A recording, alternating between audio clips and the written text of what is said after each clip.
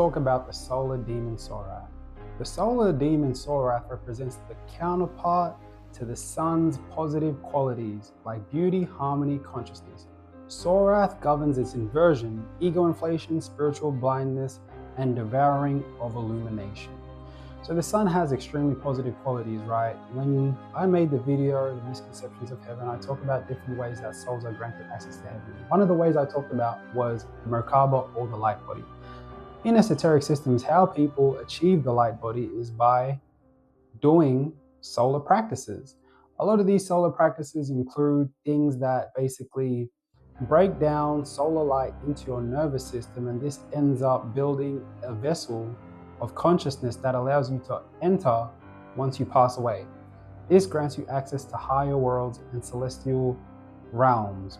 Now, one of the main ways to do this is by the practice of accessing the emotion of joy. Now, this entity represents the opposite of that process. So, for example, beauty, harmony, and consciousness, he is adversarial to those things. His nature is one of extremely solar inversion, seeking to sever humanity's connection to higher spiritual realms, prevent the destined spiritual union of Earth and the Sun, and to ultimately destroy the individual human I, the internal self. So his main functions and role is to basically disconnect you from your true inner being, your higher self, right?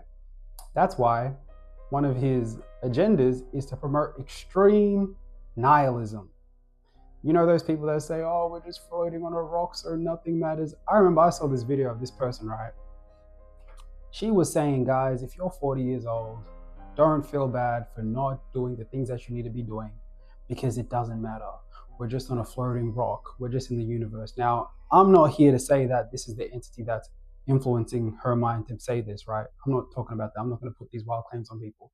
But what I'm trying to say is, in the framework of this entity's agendas, that would be something that it would like to promote.